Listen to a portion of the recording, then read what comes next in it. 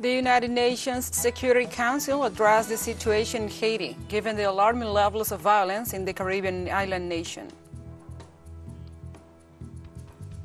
Brazilian President Luiz Inácio Lula da Silva urged to promote peace initiatives to put an end to the conflict between Russia and Ukraine during an official visit to Spain. And also, heavy gunfire broke out again in Khartoum, Sudan, despite the latest ceasefire attempt brokered by the United States and Saudi Arabia.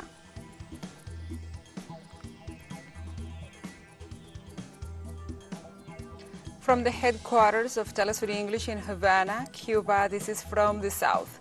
I'm your anchor, Gladys Quesada, and these are the news. The United Nations Security Council addressed on Wednesday at its quarterly meeting the situation in Haiti, given the alarming levels of violence in the Caribbean island nation. The statements coming from the United Nations body came a day after the report of another series of lethal episodes of Port-au-Prince. According to the UN Office for the Coordination of Humanitarian Affairs in the capital commune of Cid Solel alone, clashes between rival gangs from April 14th to 19th left at least 70 people dead, including 18 women and 2 children. In a recent report, UN Secretary General Antonio Guterres warned that with the high number of deaths and the increase in areas under the control of armed gangs, insecurity in the capital has reached levels comparable to those countries in armed conflict.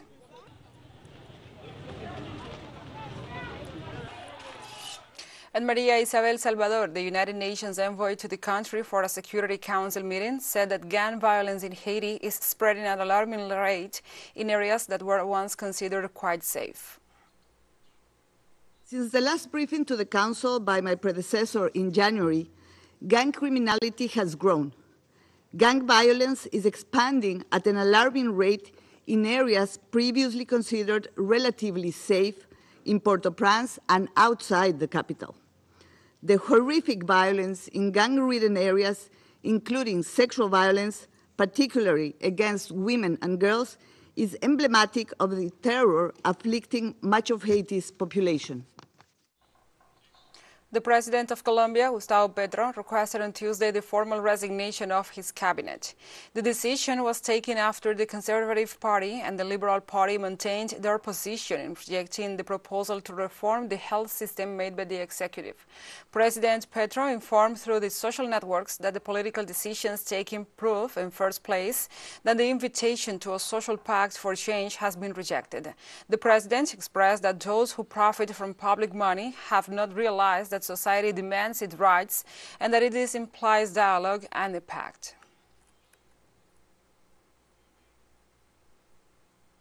Brazil's former president, Jair Bolsonaro, arrived on Wednesday at the federal police headquarters in Brasilia to testify as part of the investigation into the coup attempts reported on January the 8th. Bolsonaro arrived at the building in a car accompanied by his lawyers and did not offer statements to the press gathered in the vicinity. The Supreme Federal Court requested the statements following a request from the Public Prosecutor's Office, which was confirmed by the Minister and Reporter of the investigation at the Supreme Court, Alexandre de Moraes. In this sense, Moraes pointed out that Bolsonaro's hearing is an indispensable measure to the complete clarification of the facts under investigation. The request for a statement was prompted after a publication made by the former president on January the 10th, in which he made unfounded criticisms of the Brazilian electoral process. This is the second time Bolsonaro goes before the federal police to provide explanations after leaving the presidency. The first deposition took place last April the 5th, when he went to talk about the case of Saudi jewelry.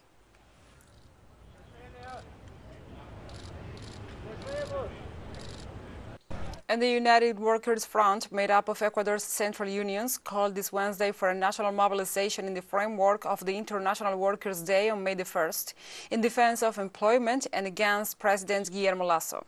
The United Workers Front reaffirmed its commitments to policies in favor of employment and workers, fair wages and the protection of vulnerable people, and criticized the National Assembly for not having approved the Organic Labor Code, with proposals to make the country's labor market fairer and more equitable.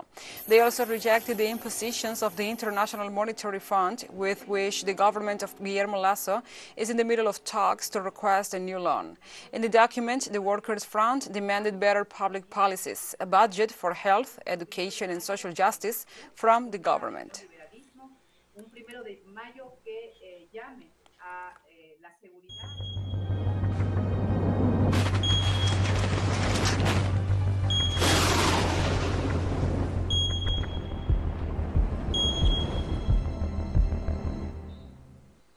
Now we move on to other topics. In Ecuador, the Attorney General's office reported on Tuesday that the death toll from the landslide that occurred on March 26 in Alausí, Chimborazo province, rose to 48.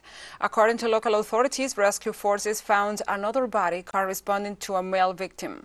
The General Secretariat of Risks indicates that there are still about 40 bodies to be recovered under the rubble and tons of earth. The landslides covered an area of 24.3 hectares and left about 1,000 victims who have had to leave their homes, 163 houses affected and 57 destroyed. Rescue efforts continue in the area, although there is a danger of new landslides due to cracks in the upper part of the elevation. A 12-year-old girl and an adult were killed in a two-story house collapse in Buenos Aires, Argentina. Buenos Aires emergency services reported that between 12 and 15 people remain trapped inside the building. Firefighters rescue teams entered the site and are working with trained dogs to search for survivors trapped under the rubble. Meanwhile, authorities also said that 21 people were injured after the collapse, including minors, but all of them are out of danger.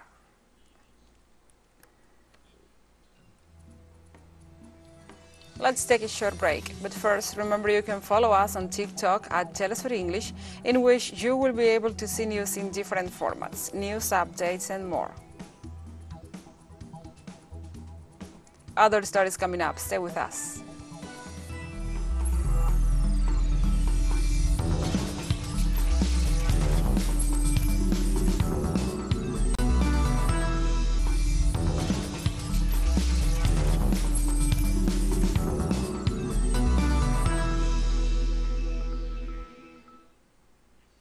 Welcome back.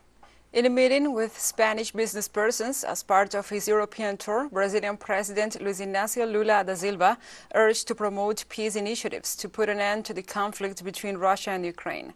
In this sense, Lula stressed the need to build a movement to bring peace back to Europe, so countries are not dreaming about the possibility of a third world war or even the use of nuclear weapons. Previously, the Brazilian head of state expressed before the Portuguese parliament the importance to talk about peace and to achieve it in Ukraine through dialogue and diplomacy. So far, Brazil advocates finding a common denominator with other nations to deal with the conflict between Russia and Ukraine.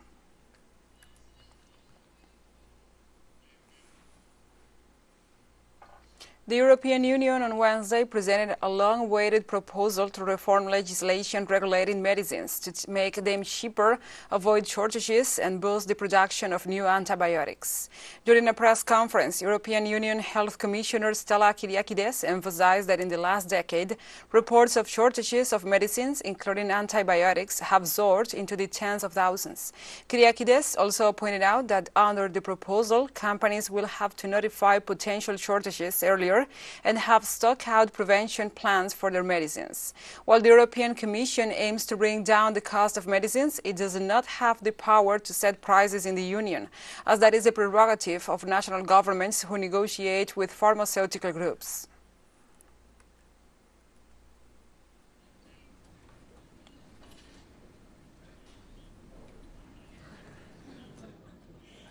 Supplies, and we have seen over the last 10 years how the reports for medicine shortages have really skyrocketed. Whilst patients in the Western and bigger member states today have access to 90% of newly approved medicines, in the eastern part of the EU and smaller member states, this number is as low as 10%. And there are EU citizens who have to wait anywhere from 4 months to more than 2 to 3 years for these medicines. And this is truly unacceptable. On Tuesday, the government of Syria expressed its strong condemnation of the new decision of the European Union to increase the illegal, coercive and unilateral measures imposed on the Syrian people. Through a statement, the Syrian Foreign Ministry stressed that the partial lifting of the measures against the country has no effect and is a media propaganda that seeks to hide the hostile European policies against the country. The document details that the sanctions prevent the Syrian people from receiving humanitarian aid, food and medical supplies. The Foreign Ministry affirmed that the policies implemented by the European Union will not be able to make Syria back down in its efforts to overcome the crisis. The statements come after the European bloc announced new measures against two Syrian nationals for allegedly participating in the production of a drug known as Captagon. On Tuesday, authorities in Thailand received the first amphibious landing craft manufactured by China for second countries. The delivery ceremony for the HTMS Chang, a Type 071E amphibious assault ship, was attended by Admiral Choin Chai Chom Choen Pai, head of the Royal Thai Navy. The Type 071E is an export variant of the Type 071, currently in service with the Navy of the People's Liberation Army of China. It has a displacement capacity of 25,000 tons and is equipped with helipads and helicopter hangars. Although Thailand is a United States ally, its military uses several Chinese-made platforms such as tanks, frigates and offshore patrol vessels and has signed a contract to acquire Chinese-made S-26T diesel-electric submarines.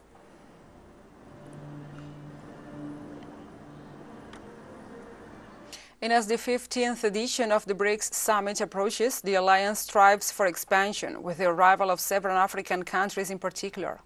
This was confirmed by Anil Sukol, South African ambassador to the BRICS, in a recent interview, who affirmed that 13 countries had officially submitted applications to join the group of emerging economies, specifying that this announced expansion of the organization will be at the center of discussions at the next BRICS summit, scheduled for June the 2nd and 3rd, 2023, in Cape Town, South Africa. For the moment, only a few names of African countries wishing to join BRICS have been revealed, including Algeria, Egypt, Nigeria, already a member of BRICS MNA that fosters Mexico, Nigeria, and Saudi Arabia, as well as Sudan and Zimbabwe. This extension intends to reinforce the importance of the economic alliance on the international scene, comprising Brazil, Russia, India, China, and South Africa, with a contribution that will reach 31.5% of the world gross domestic product in 2023, compared to 30.7% for the G7. The BRICS are considered to be today's major emerging powers. TeleSUR English continues to grow. You can now tune in from 33 different African countries using StarSat. Dial 461 and enjoy our Latin American alternative broadcast. One final short break and we'll be right back. Stay with us.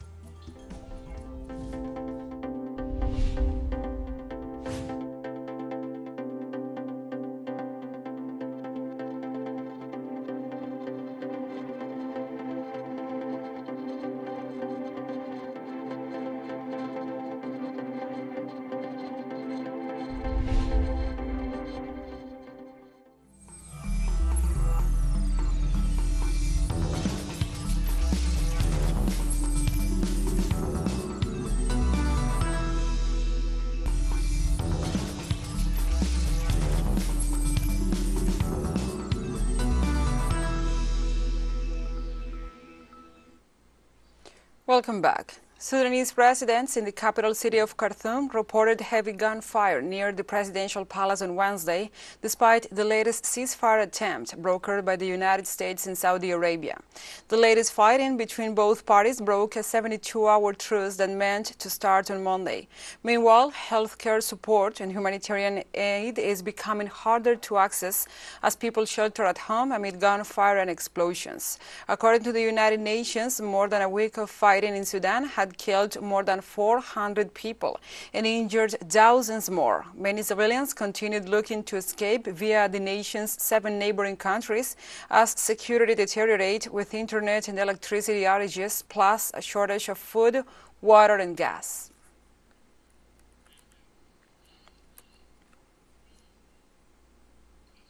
At a United Nations Security Council meeting on Sudan, its Secretary General Antonio Guterres called for an immediate end to fighting in the African nation. During the meeting, Guterres stated that after 10 days of violence and chaos since the outbreak of fighting between the Sudanese armed forces and the Rapid Support Forces, the situation is heartbreaking.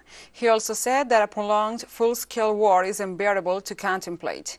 Likewise, the UN Secretary General highlighted the power struggle in Sudan is not only putting the country's future at risk, it is also lighting a fuse that could detonate across borders, causing immense suffering for years and setting development back for decades. Sudan is a gateway to the Sahel, where insecurity and political instability are making an already catastrophic humanitarian situation even worse. The fighting must stop immediately. We need an all-out effort for peace. I call on the parties to the conflict, on Generals Abdel Fattah al-Burhan and Mohamed Hamdan Daglo, Emeti, and the Sudanese armed forces and the Rapid Support Forces to silence the guns. It is incumbent on Sudanese leaders to put the interests of their people front and center. This conflict will not and must not be resolved on the battlefield with the bodies of Sudan's people.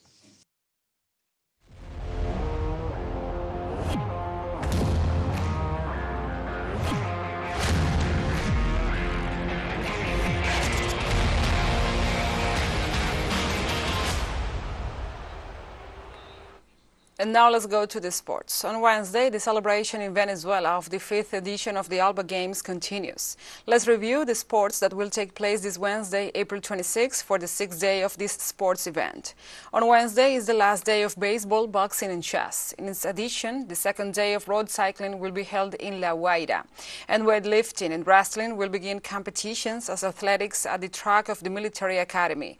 On the other hand, in the gymnasium of the Military Academy of the Guard, the fencing competition will continue on its 5th day. At the Hostal de las Americas, the dominus discipline will start. Will be the second day of track cycling as the Teo Capriles Velodrome.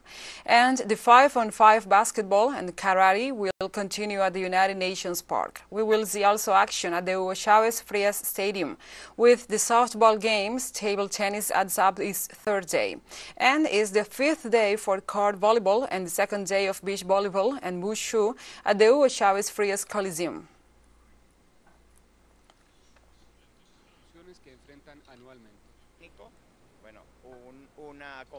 And also is official, Venezuelan athlete Maria Yegres became the queen of the 5th Alba Games 2023. On Tuesday, concluded the swimming competitions at the United Nations Park in Caracas, with swimmer Maria Yegres becoming the queen of the competition, closing her performance in a brilliant way. The talented athlete finished the tournament by winning 8 gold medals. During the event, the 17-year-old Venezuelan swimmer triumphed at the 100, 200 and 400 meters freestyle. Likewise, Yegres also won at the 4x400 and 4x200 relays in the 200 meters butterfly, as well as in the 4x100 meters freestyle mixed relay and in the 4x100 meters combined relay.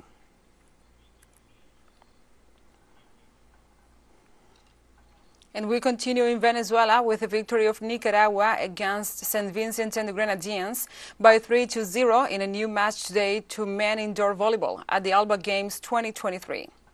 After a very close match until the end, Nicaragua defeated St. Vincent and the Grenadines with a final score of 3-0 after 3 sets where the Nicaraguans patiently overcame their opponents and took the first set 25-12. Later on, St. Vincent and the Grenadines tried to even the score but ended up giving in to their opponents once again to put on the board the 25-13 that gave Nicaragua the confidence to win 25-21 in the final set.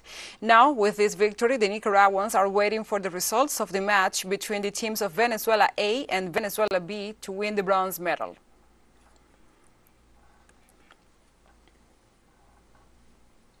And after 6 days of competitions in the 5th edition of the Alba Sports Games, Venezuela so far leads the medal list with 98 golds, 104 silvers and 82 bronzes. Cuba is the second by nations with 30 gold, 19 silvers and 16 bronzes, while Nicaragua accumulated 5 golds, 14 silvers, and 40 bronzes as the third place. Bolivia ranks the fourth with 5 golds, 1 silver, and 4 bronze. The rest of the delegations have not added any medals.